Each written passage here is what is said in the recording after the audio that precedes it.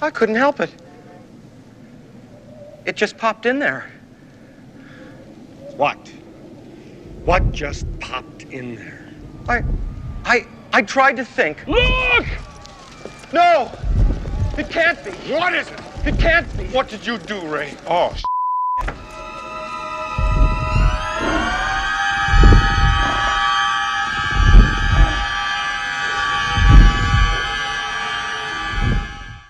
Hey there, welcome back to this week's episode of Desert Island Film School.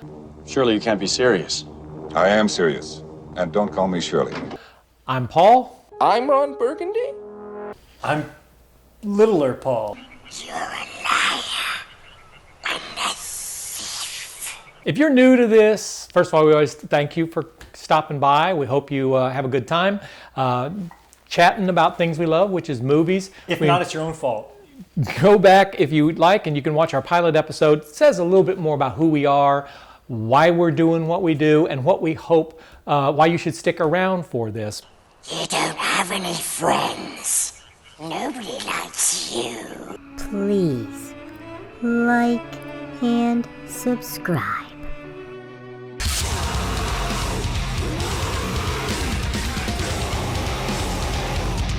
I'll murder your family! Today's episode is about movies you should watch with your father on Father's Day. He's going to try really hard to get through this without just really getting all choked up because of his immense love and support for me.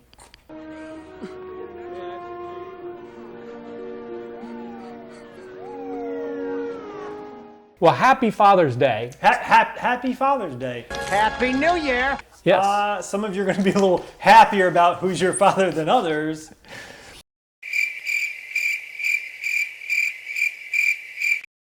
Why don't you start? Number 7. Number 7. This is the only one that I think you've ever called out, and you did this on a previous episode, but this is... Am I going to cry in your list anywhere?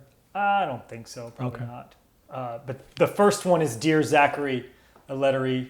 The first one, meaning number 7? Number 7. Uh-huh. A letter to a son about his father. It's a documentary. It's a tough documentary to watch about a young man who was murdered by a woman who is, I guess, his girlfriend at the time. But it really what makes this one powerful is what happens during the filming. The documentary is filmed by this man's friend as a child. And I guess when they were growing up, they did a lot of movies together. So there's all sorts of footage from this guy as a young man. So his friend decides to do a documentary about his best friend who was murdered. But again, it's what happens during this documentary's filming that really creates the over-the-top experience with this story. But it very much is. This guy was setting out to do a documentary about who his best friend was, so that way when his son grows up, he would be able to tell. And I think there are some heartwarming details to there. The father-son element. It's not necessarily a heartwarming ending in here because it's a tough one to watch, but definitely, I think, a one worth being on the list. Do you remember where you learned about that? I don't remember. I told you about it. I'm going to say, It's probably one of the few times I've ever said you should watch this that you've done it. And I've actually watched this particular movie. It's a 94% on Rotten Tomatoes, which is really, really good. 8.5 on IMDb. But I have personally, with 3 other people, I've introduced them to this movie and watched it with them. So it's obviously this is a movie that I think is worth watching. I totally agree. And we do these all the time. I don't know. There's very many movies that I completely agree with you on, and this is one. Hallelujah.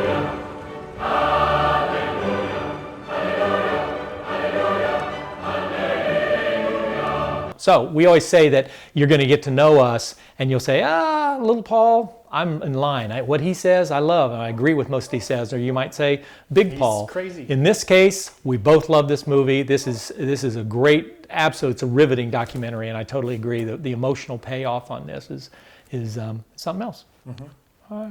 My number 7, National Lampoon Vacation.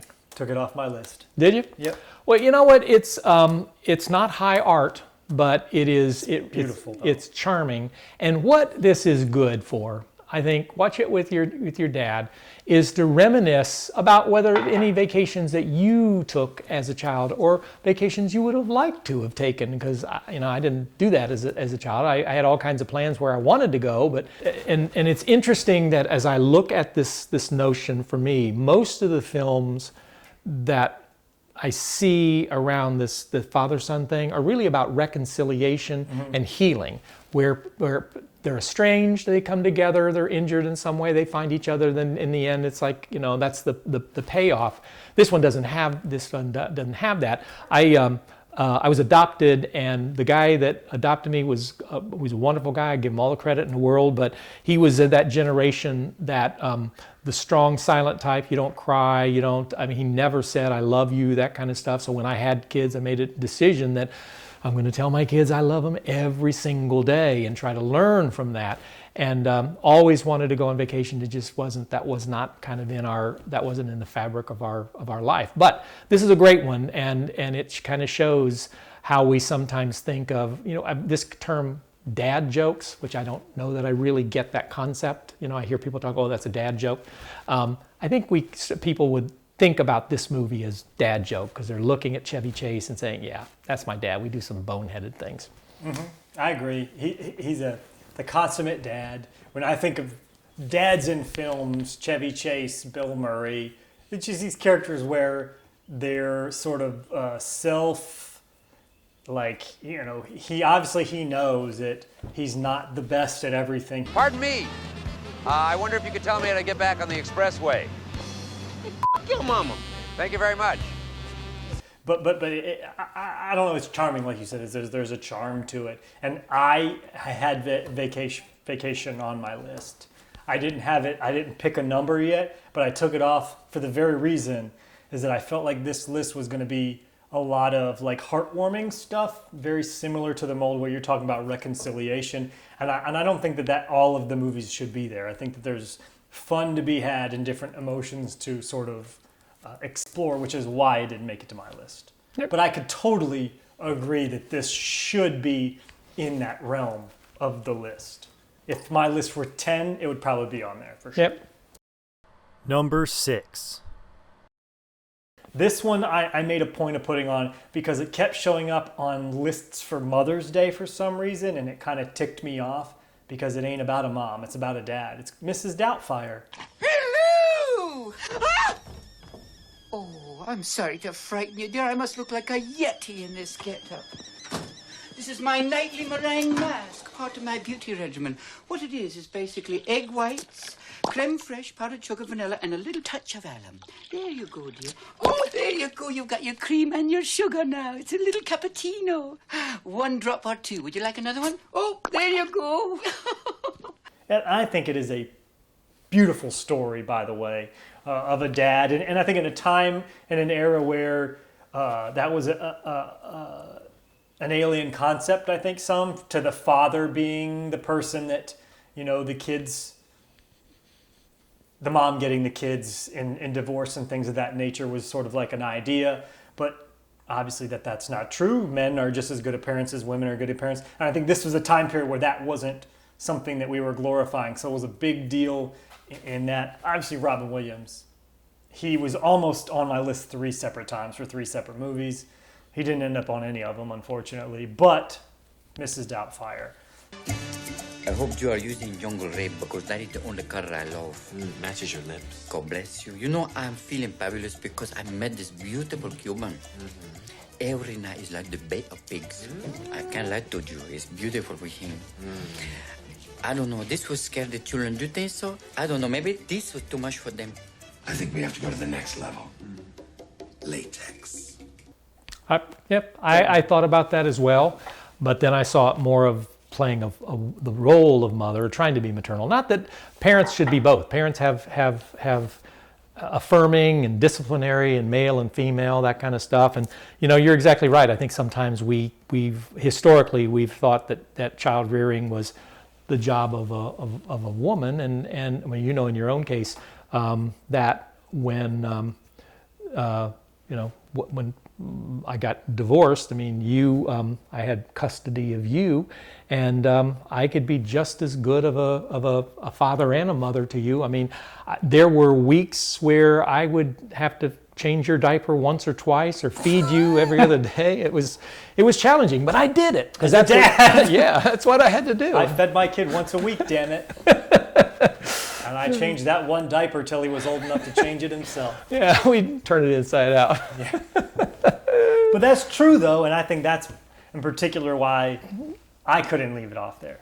Yeah. It's got a touching ending to it. I think it comes from a good place. Mm-hmm. It's also able to, it doesn't like tear the mom down in any of this as well. And Pierce Brosnan, gets run by fruiting. That's great.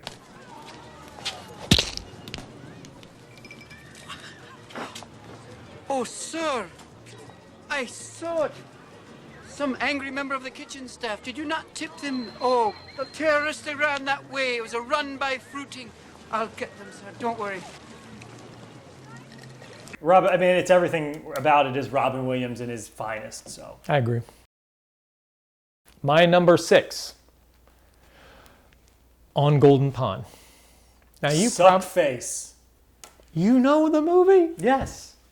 I love that movie. It's a great movie. That was the one I thought that you might You possibly... showed it to me as a kid, yeah. Yes. I've only seen it one time, but I remember it. It's Gregory Peck? No, what's the guy? It's Henry Fonda and Jane Fonda and Katharine Hepburn and Dabney Coleman. Am I saying, is that right? I'm not sure. Yes.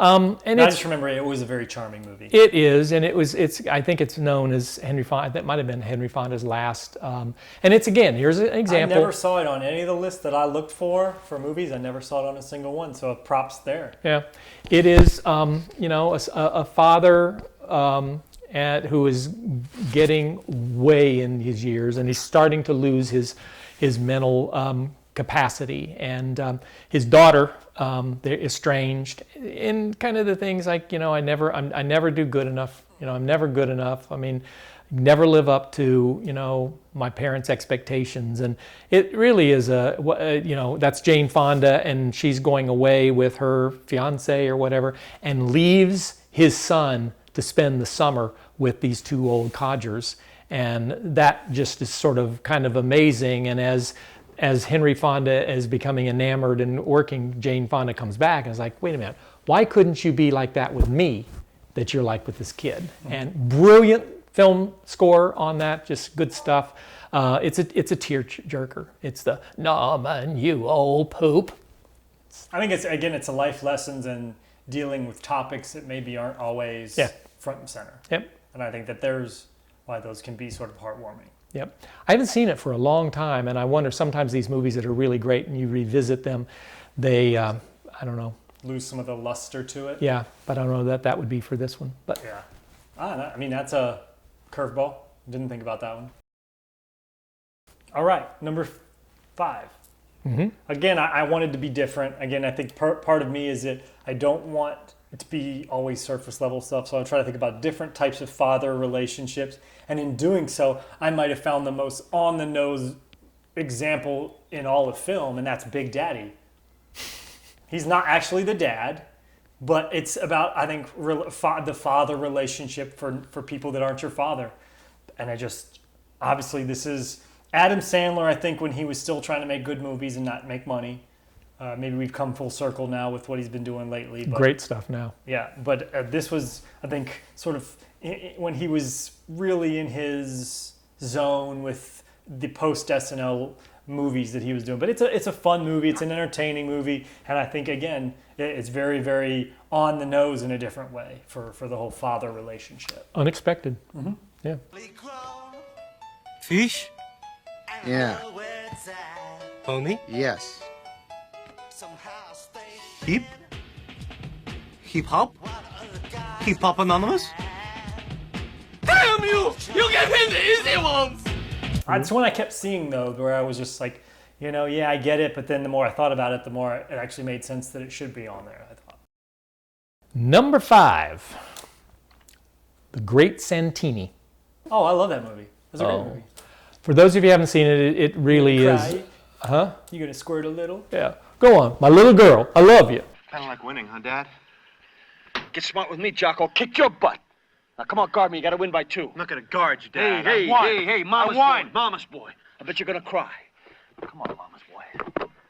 Let's see you cry. Come on. Squirt a few. Come on, cry. Come on, cry. Come on. Come on. Just a few. Come on. Squirt a few. Come on. Let me see you squirt a few. Come on, cry. Cry.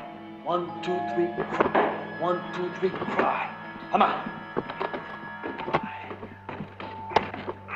Come on, baby. Come on, little girl. Cry. Cry. My favorite daughter, Ben. I swear to God, you're my sweetest little girl.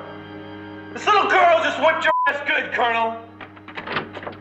I originally saw that in Austin Powers when they were making fun of the movie. That's why I saw the Great Santini to begin with. How did you know they were making fun of Great Santini? You told me, because we saw it. I think it was Austin Powers, the gold member one, I think. Mm-hmm. And I remember asking you about it, or maybe you just told me about it, I don't know. But that's why I went and saw the movie. Well, it's Robert Duvall, Michael O'Keefe, which was brilliant. Blythe Danner. Michael O'Keefe plays the son, and Robert Duvall plays Colonel Meacham. He's a Navy pilot, and he runs his house like it is like it's boot camp. Filmed in Beaufort, South Carolina. It was, and he's a very harsh kind of guy, which I've resonated to that because I kind of felt a little bit, like I said, I have daddy issues, a little bit of my own father growing up being really strong and hard, and the Michael O'Keefe character was nominated for Best Supporting Actor the same exact year that Timothy Hutton was nominated in that same category for Ordinary People, and they're both absolutely amazing roles, and Timothy Hutton got that. It's a great movie, but it's sort of like how we make peace with these memories. All right, number 4, The Life Aquatic with Steve Zissou. Huh? Yeah. Was there a father in that? Idiot. Bill Murray. Luke Wilson. It's this central relationship of the story is that his son meets him at the beginning of the movie. He meets them and finds out that the mom died, and he wants to have a relationship with the boy, so that's what the whole thing is about. You call yourself my son, but I just don't see it. It's nothing personal. What do you want?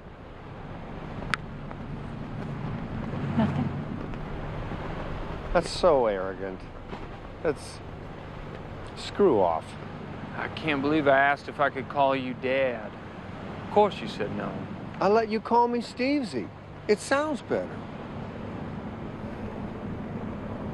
It doesn't mean the same thing.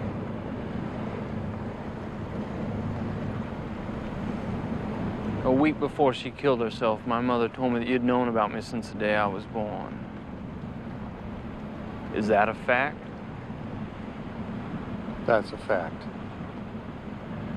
I ought to have stayed in Kentucky where I belong. I think it's a great movie. I never saw that coming, and I can only think that Darth Vader is going to be coming up here. Luke. I can promise you Darth Vader is not on this list. Luke. No, but it's Wes Anderson. I'm a big fan of him, and I think he really likes this sort of like exploring this relationship because he's done it in all of his films, basically. Royal Tenenbaums, that was almost on this list. Darjeeling Limited's about a mother's relationship with her sons. So I never put all that together in those films. I kind of missed that. Uh-huh. Huh. Yeah, big fan. I've always liked his movies, just because I think they're so different than what a lot of we see today, especially big Hollywood movies. So, yeah, it's an interesting movie. I'm shocked. I'm surprised. Yeah. Number 4. Number 4. Big Fish. Big Fish. I'm kind of surprised because I thought that might be on your list. It wasn't on purpose. Were we thinking about the same movie? Mm-hmm. Big Fish. Tim Burton. Ian McGregor. McGregor. Billy Crudup. Yep. Albert Finney. I remember that too. It is the most unusual of all Tim Burton's movies. It's at the same time his most accessible and his most inaccessible movie. Yep. I say again, sometimes it's a great film score for that. It is essentially, in a nutshell, and you can look it up on Wiki or IMDb, but is an adult son trying to filter through his father's life and what's real and what's true and what's untrue, and ultimately, how do you make that emotional connection? And again, it's in this whole notion of it's about reconciliation and coming together, and it really is some powerful acting in it. Yeah. Good It stuff. was one that would have probably ended up on my list, but I left it off on purpose, just because I was worried that my list would look a lot like other lists for this one. So, but Okay. that's a great movie, man. Okay. I'm a big fan. Big fan. Is that all you had to say about it? That's all I got to say. Anything with Billy Crudup in it is probably the bee's knees. Oh, Almost Famous. That was what I was going to say. Mm-hmm. Watchmen. That's what I was going to say. Good stuff. Number 3. There Will Be Blood. Noah Baumbach. I think that's Noah. Is that? No, Paul Thomas Anderson. Sorry. My bad. You had a really distorted childhood, didn't you? Ding, ding, ding. What do we have for her, Johnny? I think it's a great movie. It's one of the. It's probably the one with the weirdest sort of like relationship viewpoint. I think because it's not his son. It's all kind of a lie, but at the same time, man, Daniel Day-Lewis loves his boy in that movie. Even though I think it's because he's obviously playing a part. That's a curveball. I never would have seen it coming. Yeah, it's a great movie, man. If there wasn't such a difficult story, it'd probably be higher. It's harsh. It's a tough story, yeah. Yeah. And in a story that's supposed to be about Father's Day, it's like the hardest one in there, but you can't have the Father's Day one be like, There Will Be Blood, number 1, even though it's a great movie. I'm just expecting movies that have this violin score and it just crescendos and it's like, I love you too. No. Okay. You got anything else to say on that one? No, the others are better. The others are nicer. Well, my top 3 they've been fighting in my head in the middle of the night because they all want to be number 1 and could be number 1, but I'm going to stick with the order that I had this morning. Ask me tomorrow, could be same, but my number 3, Mr. Holland's Opus. Okay. I should have known. I should have dang well known. Why? I should have known. Why? Tell me why. I should have known. I didn't think about the father-son relationship in there, but there's a big one. And I just remember the whole asshole part where he calls him an asswipe or an asshole or something. I remember that part. I've only seen the movie one time. Where was that? In the movie theaters while you're sobbing.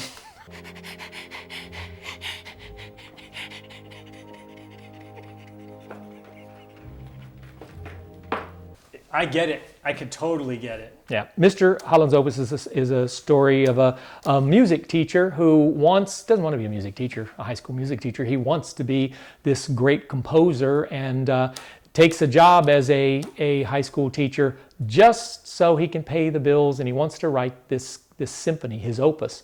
And little by little, they get ahead, and then, just like he never is able, he ends up spending his entire career as a teacher. God loved teachers. Teachers, some of the most important people in my life and in your life maybe, and that's what he does. He makes, he just has a staggering impact on people. But he has a son, and his son is born hearing impaired. And for a musician that wants to be able to have that relationship and connect around music, which is what his life is, here he is. Like it's like somebody that wants their son or daughter to be a great athlete, and they're born and they can't perform like that. And it's that whole thing, it's sort of struggle between their lives, and it does have a huge payoff at the end. And you're exactly right. I was doing the ugly cry. I mean, I couldn't leave the theater for a while. I had to wait until I calmed down. I mean, it didn't help. But what's the name of the actor? Richard Dreyfuss. Richard Dreyfuss. Yeah, I mean, you got about all the acting chops you need right there.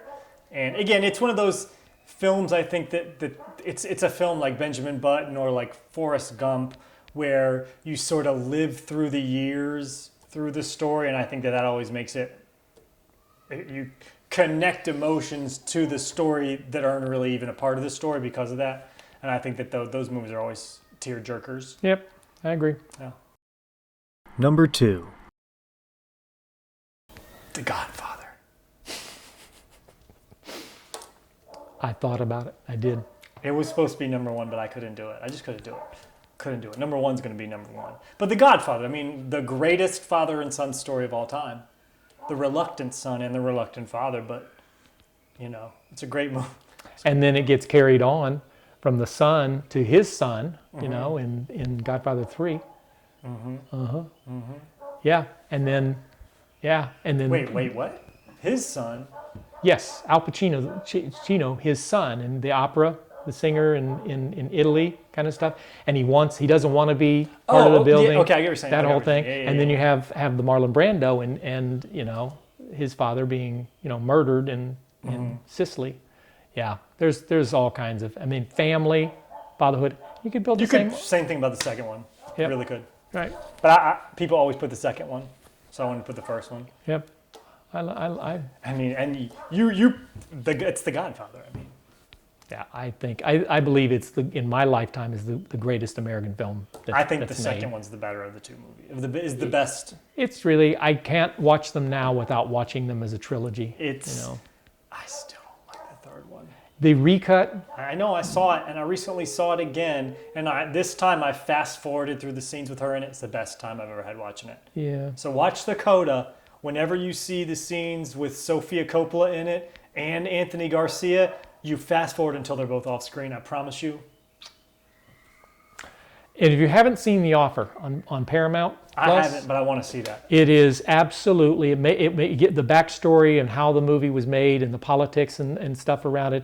It's absolutely fantastic. I can't say enough about that series. It is, if you love The Godfather, you will love The Offer. So. Yeah, I haven't seen it, but I need to. Okay. Yeah. All right, number 2. Frequency. Frequency. Is that the... It's a 2000 movie with Dennis Quaid and Jim. This is one I need your help with. Caviezel. Jesus. Yes, I know. Yeah. I know. But I don't Jim know. Caviezel. Yeah. Yeah. But they're a father and son. I always get that movie mixed up with Frailty. And I don't know why. Totally different. Totally different movie. Yeah. This is a absolute, if you've lost your dad, this is a movie that just will sort of rip you up. It's a freaking great movie. Yeah. You have the father who was a firefighter and the son who was a cop. The father dies in a fire, in an accident, and so his son's growing up, and some quirk through the Aurora Borealis, the son has CB radio? It's not CB, it's like whatever the radios are. Shortwave? Shortwave radio. That somehow the radio signal from today gets transmitted to the past where he can talk to his dad, and they figure out their son and father, and they solve a murder, and they also sort of try to do something to prevent the dad from dying in the fire. And it is his best friend makes a bunch of money. It's just it's a brilliant movie, and it really is a wonderful picture. I haven't seen it in years, and it makes me want to go watch it right We should away, watch it on Father's Day. It's a good movie. It's a entertaining movie. It's got like a little bit of like a mystery vibe to it. But yeah, and well acted too. Twists and turns, things you didn't expect. Good, really good stuff.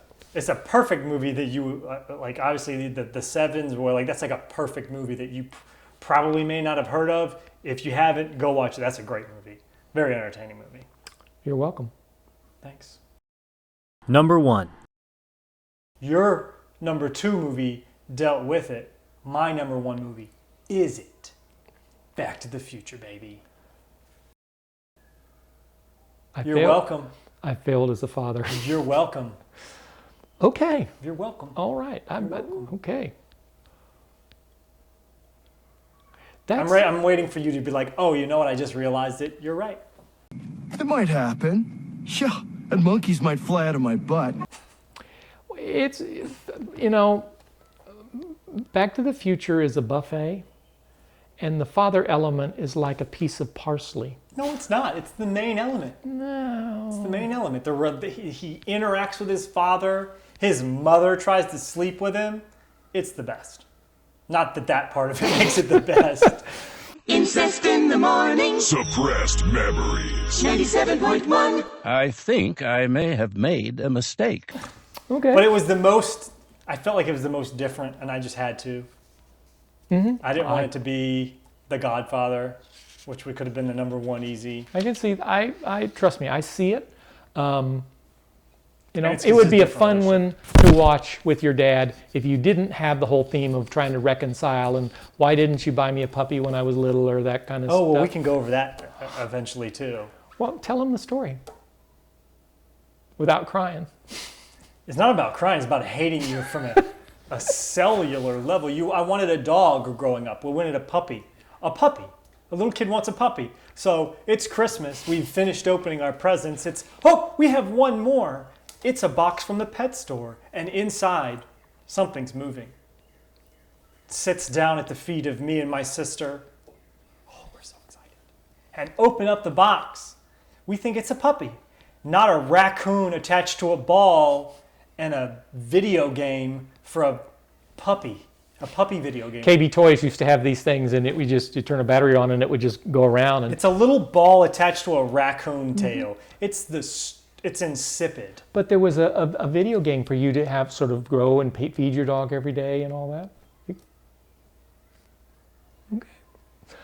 Right. Well, any poor choices I make based on films from here on out now, everyone will feel bad for. Okay. We need to reconcile. #1. And what better movie to reconcile over than one of the greatest movies ever made? Cinema Paradiso. No. No, okay. That was a great That was movie. the low-hanging fruit then. No. Field of Dreams. I knew it. It would have been on my list too, but I saved it for sports movies. I'm going to put it on sports movies. Yeah. It is, if you haven't seen it, oh, please, please, please, please. I knew it would end up on one of your lists. Oh, please. I always define it's nothing short of magic. What are you grinning at, you ghost? If you build it, he will come.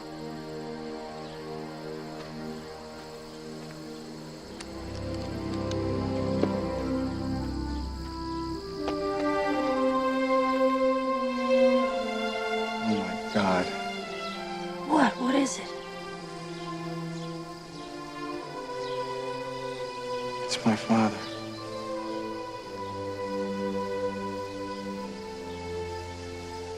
Ease his pain. Go the distance. It was you. No, Ray. It was you.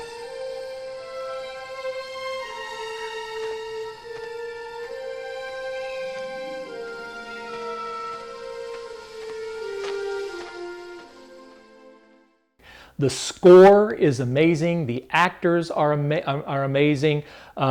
James Earl Jones, Ray Kevin Liotta. Costner, Ray Liotta in his youngest.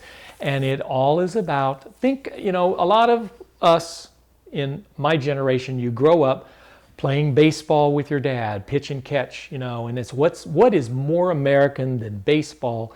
And so it plays against that theme, but you have here this father and son who are estranged from each other, and the father has passed away, and the Kevin Costner character out in the middle of his cornfield hearing this voice, if you build it, people will come. And that line and the magic that comes from that and the story that unfolds is just brilliant.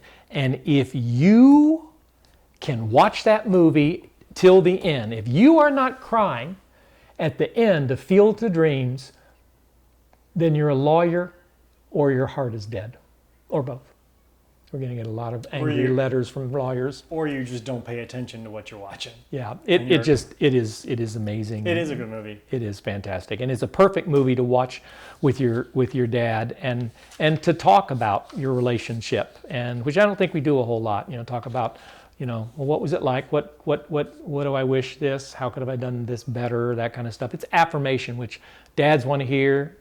Their kids want to hear, they need an attaboy, attagirl kind of stuff. So, I think it's a perfect movie to show, like, there's a certain magic that I think comes from like Stephen King when he writes certain stories, or directors, whatever. However you had, there's a certain magic. He could have written this. Yes, you're exactly right. That's the similar feel. Like there's like a weariness to it. It's strange. It's alien, but there's like. I don't know. It's just it's a weird feeling to put to it, but it's very much the Field of Dreams sort of. It's Shawshank Redemption, kind of that same magic. Strange. Stand by me. It's wondering why, yes. but maybe you don't know why. Yeah, it's just different. Good stuff. Good stuff. Well, we thank you, and we hope maybe you have your own list, and we'd love to have your comments. We are asking, one of the things that we're going to get around doing, you've probably heard before, is that invite folks to participate as co-hosts. And so if you're interested, the best way to do that is just take a postcard and write your name and address. Make sure it's thoroughly legible kind of thing, your name and address, and then take that postcard and then staple it to 2 suites on the Holland America 128-day world cruise mid-deck, because he gets seasick. But send that to us to the address that's listed at the bottom of your screen, and we will be getting back with folks. Oh, I forgot. We also have viewer mail that started to come in, trickle in from our thousands of trickle in. Dune. Yes. You're impressed. You're all right. Dear Paul and Paul, that's you and me. Thanks so much for your Desert Island Film School program. The level of intelligence and insight is nothing short of staggering. In fact, today I quit my job so that I can stay home and rewatch every episode into perpetuity. Well, that won't take long. Sincerely, Steven Spielberg. Thanks, Mr. Spielberg. We appreciate the love, and we will see you next week on Reading Rainbow. Desert Island Film School. Yeah. All right. Goodbye. Happy Father's Day. Happy Father's Day. Butterfly in the sky. I can go twice as high. Take a look. It's in a book. A reading rainbow.